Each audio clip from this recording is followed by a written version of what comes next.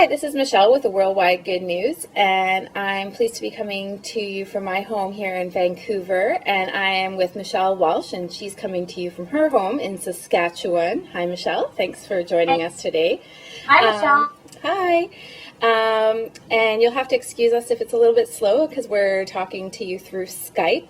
So just excuse us if we have any interruptions there.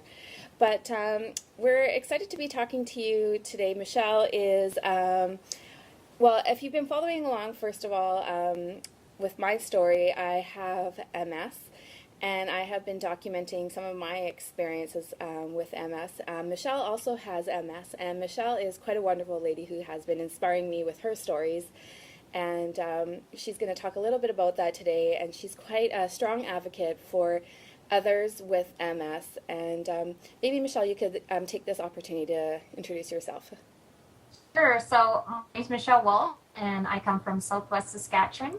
I was diagnosed with MS 19 years ago, and recently I had moved into the secondary progressive MS stage and really started taking my health in my own hands, which is when I started doing research when the news of CCSVI hit our airwaves November 2009. And I blog also for an MS Village website here in Canada. I just really think it's important to keep a lot of the information out there for everyone so that they have options open to them. And what do you mean about taking your health into your own hands? What do you mean by that? I guess, I was maybe naive in thinking that my doctor always has my best interests out for me, and I know they do. But really to research the medications and the side effects before I take anything now. I don't fault my doctor for any medications that I have been on, but I'm just lucky not having any major side effects from that, and I could have. And I know some friends who have had that now and are experiencing other major issues with their health because of that. So it's just really taught me to put everything in the forefront and really research the whole aspect, weighing the risk versus benefit ratio and seeing what works for me and making that a personal decision, not just solely my doctor telling me to go on something. It's just really in my hands to be the ultimate choice maker in that. Yeah, I think that's really good advice for everybody, I think probably with any illness. I know myself, when I first got diagnosed as well, I wanted to take that time to think about it, and I think that's everybody's opinion. Everybody has a different approach to health, and I don't criticize anyone if they want to take the medication right away, because that's everyone's choice. But I definitely was a little bit stubborn. Yeah, you know what I mean, and that's probably your gut instinct, right? I mean, it's just if it doesn't feel right, not to do it. And like I said, there hasn't been a lot of options out there in the world of MS for really any treatment, and nothing's 100% foolproof, so to say. But since CCSVI hit the airwaves, this is pretty much the only form of hope that I've ever had, that this really could be something with this disease, that this really could be something that they're really going to tap into. It could alter the progression and hopefully, calm the disease down, because there's nothing else that does that. There's no drugs. There's nothing that slows the progression down at this point.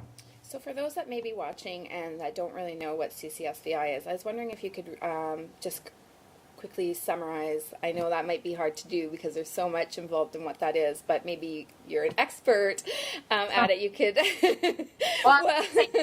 maybe compared to those that are watching, maybe you could quickly let our viewers know what that is.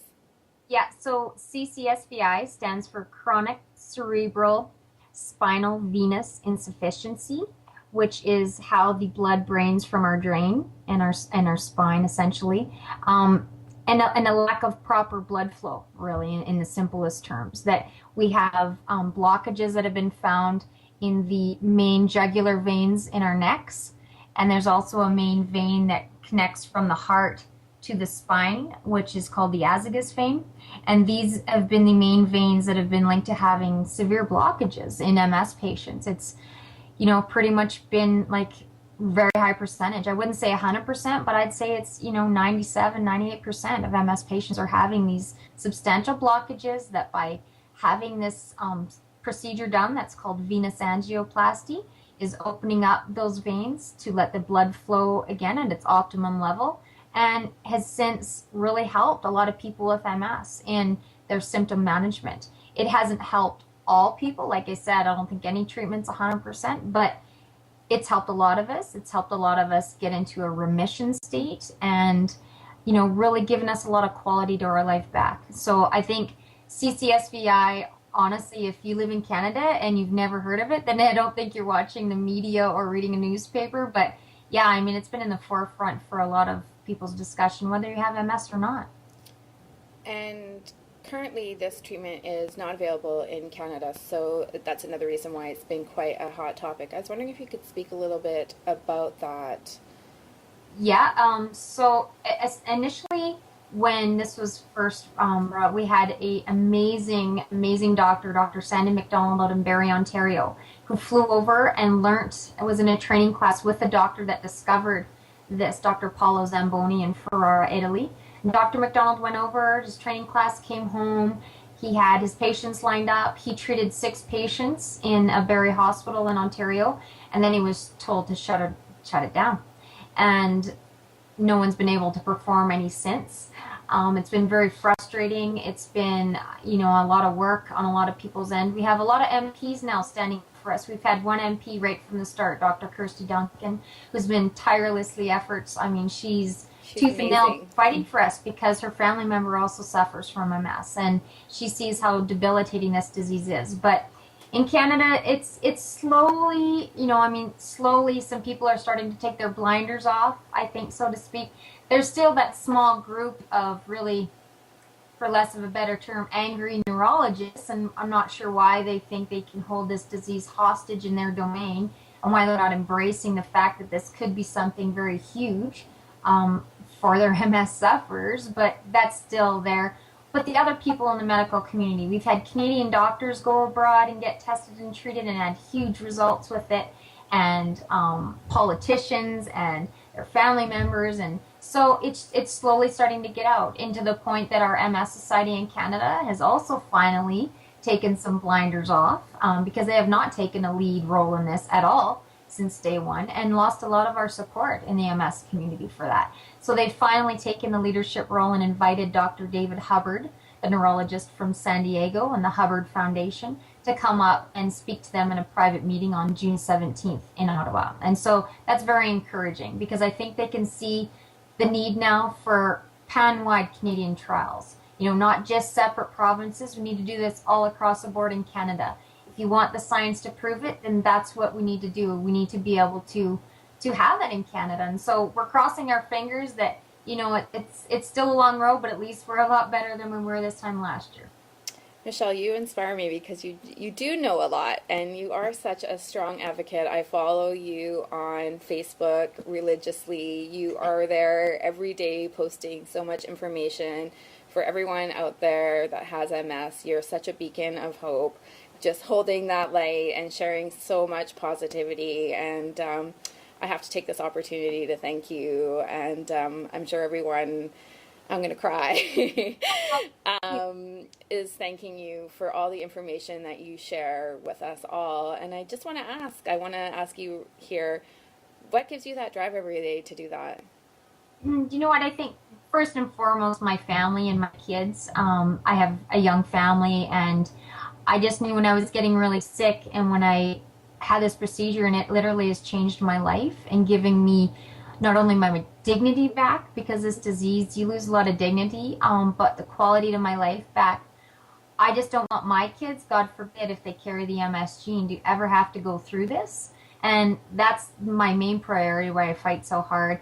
And also, there's just so many people out there in Canada who still don't even know about CCSVI, and I want them to be able to know that there is hope out there with this awful disease, because we have never had hope in the world of MS ever, and that drives me. And when I hear people that I've helped, come back and just say, thank you so much, your information made all the difference in the world, that is just a gem to me, because it's like, that's what it's all about. It's about helping people. And if there's one reason why I have this awful disease, it was to help other people. And that's what I truly believe. Yeah, that's so lovely. And I've started to think like that as well in the last few months. I myself am going to have the CCSVI treatment actually a week from today. And, you know, in the last few months as well, have been doing a little bit more advocacy work here in Vancouver. And yeah, I think it's important to bond together. And I think that's the really exciting thing about social media and how it's really moving people forward, especially in Canada. I noticed there was a few pieces actually written about how Canadians have really started to put the pressure on. Yeah. It's been huge. You know what? It's been huge in our. This is really advanced, and the IRs in the States have fully agreed that social media has advanced this medical research in CCSVI alone. We would have never been this far right now, a year into it at all, if it hadn't been for a lot of patients pushing for this. Yeah, it's really amazing to see. I mean, people are fundraising, people are sharing stories, connecting. I know with myself going down to California, like I said, I'm going a week. Well, a week today I'll be having the procedure, but I'll leave. Yay! See my doctor! But I'll be leaving on the 8th to go down there, and I've already been, you know, people are wanting to meet in the hotel lobby and chit chat and things like that. So it's really kind of neat.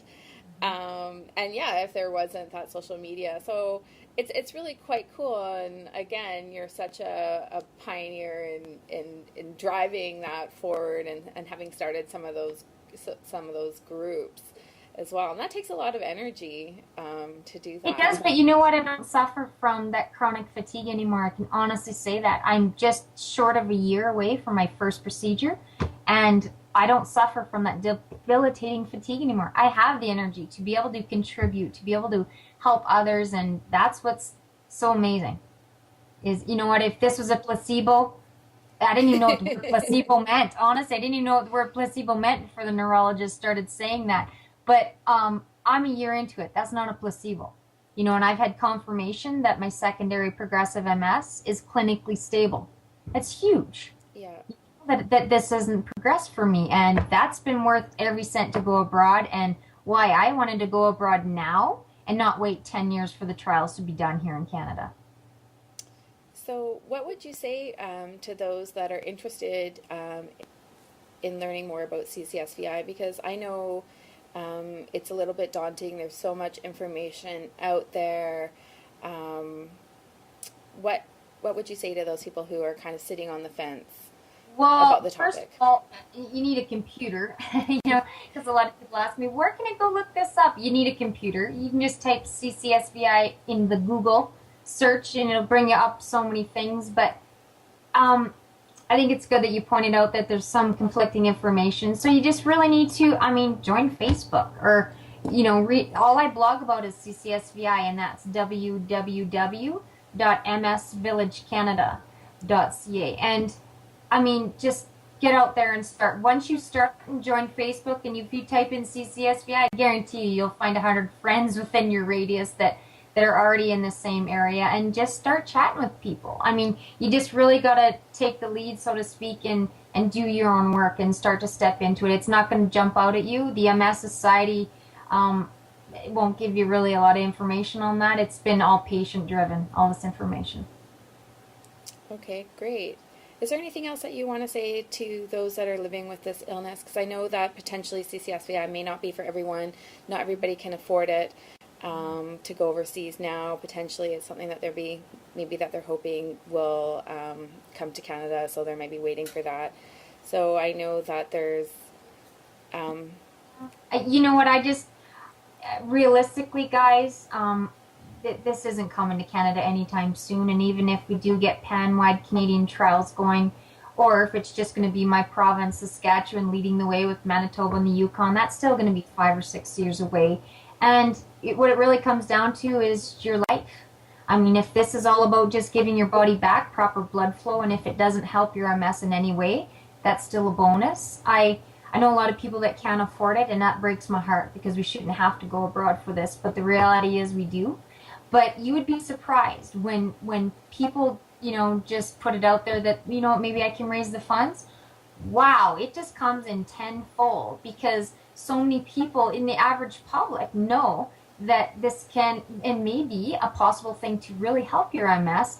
They would rather give you the money than give it to another organization that's not supporting MS patients right now. And it's not hard. Trust me, it is not hard to raise the funds to go abroad. And if that's something you're really serious about, talk to your family members or get a good friend to maybe take that for you because you're not well right now, so you can't organize that yourself. But you know what? It's possible, and you really need to go abroad to get tested and treated for this because it's about your life, it's about your quality of life, and it's about having the hope with this awful disease that if all this does is help slow progression down, that's going to be worth every cent for you.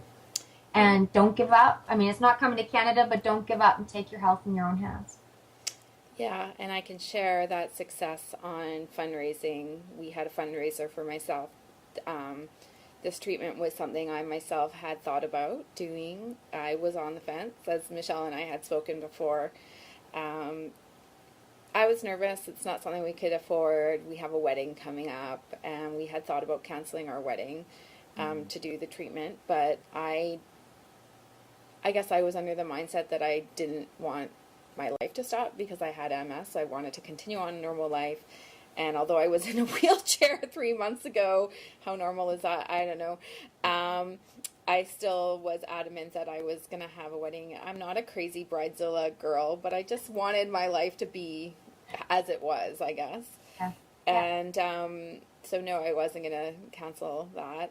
And I was chosen to be the first recipient for a new foundation here in Vancouver called the WAMS Foundation. And we raised $17,000 at my fundraiser. So awesome. That is so awesome. See, you didn't think it was possible. Yeah. And so it is possible. And it's like I have a specific interest in community development, and it definitely does take a community to make things happen. And I think that's why I think it's so important not to isolate yourself, and things like social media and networking, and don't be shy. I think those would be my words to people too, is don't be shy, don't be scared to network with people. That's what I was going to say. You got to set the pride aside because this is about you and your health. And as hard as it is and as proud of people we are, people just want to help. So you got to set that pride aside. My church is the one that just stepped up and said, we're helping you raise money to go abroad. And we, my husband and I were like, wow, we never, we didn't expect that. But it was a huge stress off our shoulders to have people take the reins for us like that. It was amazing. Yeah. So, I mean, I still had a little bit of pride there, and you still hold on to things, but then you can get involved in that, right? You can help with that. So, there's always opportunity to still be able to be involved in what's happening for you, and not just take that victim role and be like, oh, woe is me, they're going to take over the reins. That's where the advocacy part comes in, and so it can be really exciting. So that was great. Well, thanks, Michele, so much for sharing your story and your experiences and your words of wisdom with us here today at the Worldwide Good News, and with everyone watching. We'll definitely continue watching you on Facebook and MS Village. And I can't wait to hear how you are when you come out next week. I am just sending a lot of hope and faith down there with you, sweetie, and I can't wait. Thank you. So thanks to everyone as well for watching us here today on the Worldwide Good News. This was Michele Matus reporting with Michele Walsh, and we hope you have a great day. Thank you.